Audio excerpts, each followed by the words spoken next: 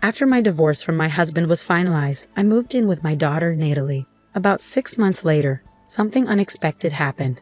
It was my day off, and I was relaxing at home with Natalie when I got a call from my mother. She told me that my ex-husband and his mother had shown up at my parents' house uninvited. I quickly got dressed and went over there. When I arrived, I found my ex-husband and his mother sitting on the sofa in the living room, waiting for me. I had no clue why they were there. "Why are you here at my parents' house?" I asked. My ex-husband, John, surprised me by saying, "I want you to return the money you owe me. My name is Aaron. I'm a 40-year-old office worker. I was married to John for 14 years, and our daughter, Natalie, was born around the time we got married. She's now in the 8th grade. We were a happy family, and I felt sure that we would always have a loving home together." I met John on a blind date and was instantly drawn to his friendly, kind, and cheerful nature. He liked me too, and we stayed in touch throughout high school. We shared our contact details and started dating. After a few dates, a year later, he proposed, and we got married. I loved him deeply and was thrilled when he asked me to marry him. I had a close group of friends from high school, and we always came together for big events. When I told them I was getting married, they were all excited and congratulated me. They all came to our wedding and talked about wanting to get married too. Over time, one by one, all my friends from the group got married, and eventually, everyone in our circle was married. We laughed and joked about how our group of friends had all suddenly become adults, with everyone now being married. Then, when I got pregnant, my friends started getting pregnant too, and before long, we had turned into a group of moms. It felt like we were all going through life together, and I knew we would stay close friends forever. I was happy being both a wife and a mother. I also enjoyed my job. After college, I started working in the planning and development department of a big company, and my days were very busy. The job was challenging but very rewarding, and I learned something new every day. One of my mom friends, who stayed at home, once told me, "You're really a workaholic, Aaron, but you also have a great family life. It's like you have 2 lives or something." My friend says I'm a very strong woman, but I really wish I had the endless energy of a strong man.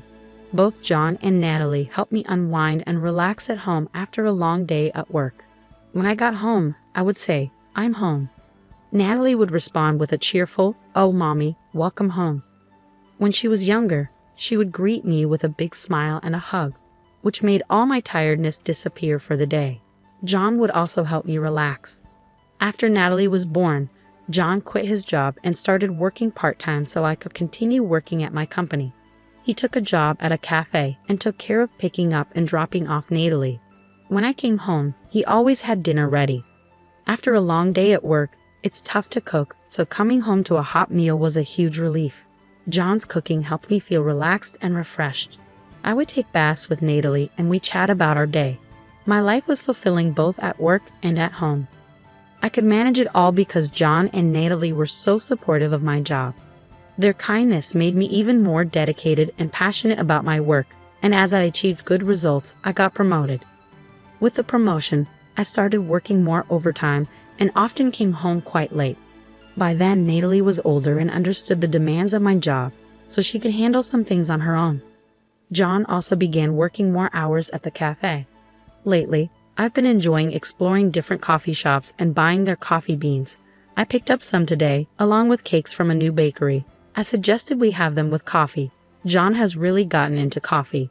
He's been learning about roasting beans and trying different types at his cafe job. That's why he makes such great coffee at home. John and Natalie were both very understanding about my dedication to work, but I didn't notice that our family was slowly starting to drift apart. I first realized something was wrong when Natalie came to me with a concern. "What's up? You wanted to talk about something," I asked her. "Well, the other day, when I went to see a movie with friends from school, I saw Dad with another woman," she said. I was shocked. "What?" Natalie continued. "They weren't holding hands or anything, but they seemed a bit close. Lately, I've noticed Dad talking a lot on the phone before you get home. Sometimes he's so focused on his phone that he doesn't really listen to me. He looks happy while on his phone. At first, I thought he was texting or talking to you, but after seeing him with that woman, I'm starting to wonder if he was talking to her instead." Natalie looked really sad as she spoke. She was already in middle school and sensitive to these kinds of issues, so I knew she wouldn't be able to handle this alone. I was also shocked.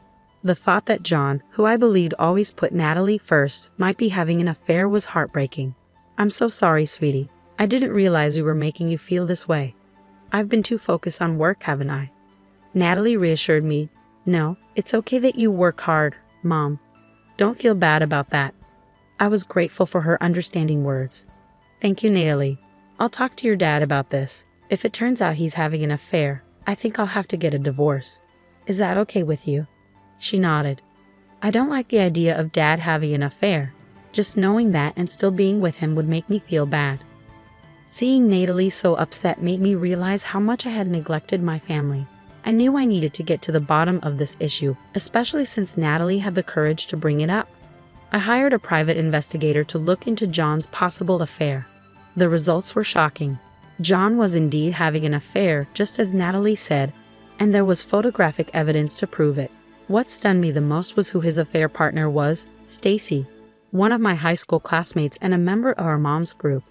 I was more surprised by this betrayal from a friend I trusted than by John's affair itself. Stacy, a stay-at-home mom and the last to marry in our group, had a young child of her own. Yet she was involved with John and neglecting her own child. When I saw the evidence, I was overwhelmed and couldn't move for a while. If I hadn't been alone in my room, Natalie might have stumbled upon those photos, causing even more turmoil in our family. I wasn't ready to confront John yet, and I definitely couldn't let Natalie see these pictures. I took a deep breath to calm myself down. Then, another friend from the mom's group told me she had changed jobs, which gave me the idea to suggest a get-together. I figured it would be a good chance to see Stacy without her knowing I was aware of the affair. The get-together was planned for 3 weeks later. During that time, I quickly hired a lawyer and began preparing for the divorce. I briefly informed Natalie about what I had discovered and that her dad and I would be getting a divorce. We spent our days off together looking for a new apartment. The day of the get-together finally arrived. I started by asking my friend about her new job, and then we all shared updates about our lives. Stacy still didn't seem to know that I was aware of her secret, and we had a normal conversation. Everyone's working, so it's good that things are changing, Stacy said. I'm just a housewife, so I'm stuck in the same routine. Well, you don't have to work, Stacy, because you have a husband who supports you, one of my friends replied. I do appreciate my husband, but sometimes I feel a little bored, Stacy admitted. It was time to confront her about the affair. So, is that why you're having an affair with other people's husbands? I asked. Stacy and the other friends froze at my comment. Aaron, what do you mean by that? Stacy asked, her face going pale. Well, it seems that Stacy is having an affair with my husband John, I said. What? No way. You must be joking, the other friend said, trying to defend Stacy. Since my friends were protecting her, Stacy took advantage of it. That's right, Aaron. What are you talking about all of a sudden? You must have confused me with someone else, Stacy said, trying to deflect. Oh really? I replied. Then why don't you all take a look at this? I pulled out the photos from my bag and laid them out on the table. My friends stared at the photos in shock. Oh my gosh, they gasped. Stacy, why? They asked. Stacy, clearly caught off guard by the evidence, covered her mouth with her hand. I'm so shocked. Why did you have an affair with my husband? Stacy seemed to realize there was no way out. I'm really sorry. I happened to walk into the cafe where your husband works. I didn't know he worked there at first, but I started going there regularly. My husband provides for me, but he's been neglecting me since we got married. I was feeling lonely. Stacy started to cry as she spoke, but even though she had her reasons, having an affair is unacceptable, especially with a friend's husband. I remained calm and composed, not letting her tears affect me. I'm sorry to everyone else, but I need to tell Stacy that I'm going to pursue alimony from her, I said. I also sent a certified letter about this to your mailbox today, Stacy. Your husband should have already seen it. Oh no, Stacy said, looking worried. How could he do something so terrible? She asked, still in shock. It's far worse to have an affair with a friend's husband when you're married and have a child of your own. You need to face the consequences and make amends for what you've done, I said. Stacy turned pale and nodded. One of my other friends added, We really can't trust you anymore, Stacy. We left the restaurant, leaving Stacy behind. Now that I had dealt with her, it was time to confront John. I was pretty sure Stacy had already contacted him about what happened. When I got home, John met me at the door, looking panicked. "What have you done?" "I just got a call from Stacy." "Are you really making our affair public? How could you be so terrible? You acted like a good husband, but you were cheating on me." "No, that's not. But Stacy has a family too. How could you expose her like that? It's ridiculous." I responded, "It seems people who have affairs think alike. You believe that as long as the other person doesn't find out, it's not a big deal. But what you did was wrong, and it all needs to be revealed as part of your punishment. That's why I'm going to divorce you and seek alimony and child support." With clear evidence of the affair, John couldn't deny what happened and agreed to the divorce. However, he was hesitant about paying alimony and child support. When I hired a strong lawyer and made it clear that I was ready to take the case to court, he finally agreed to pay. So I divorced my ex-husband, sold a house we had been living in, and moved into a new apartment with Natalie. I also pursued alimony from both John and Stacy and received $30,000 from each. Additionally, I secured child support from John. Once everything was settled, Natalie and I started our new life together. The experience was very traumatic for me, but over time, my wounds began to heal. However, about 6 months later, another issue arose. I was relaxing at home with Natalie on my day off when I got a surprising call from my mother. She told me that my ex-husband and ex-mother-in-law had shown up at my parents' house and forced their way in without permission. My father was out, so my mother called me in a hurry. I quickly got ready and went to my parents' house. When I arrived, my ex-husband and ex-mother-in-law were sitting on the living room sofa waiting for me. I had no idea why they were there. "What are you both doing here at my parents' house all of a sudden?" I asked. My ex-husband then shocked me with his next words. "I want you to give me back the money you owe me." "Huh? I never borrowed any money from you. I paid $15,000 for our wedding, remember? You were the one in charge of the wedding, so that money was lent to you. Now that we're divorced, you're claiming it was all a fraud. Honestly, I could sue you for marriage fraud, but for now, all I want is that $15,000 back as a settlement." He made an unreasonable request. My ex-mother-in-law also insisted that I pay him as soon as possible. After the divorce, I knew that John had taken a full-time job at the cafe where he used to work, but the pay there wasn't much. It seemed he was struggling financially, which might explain his unreasonable demands.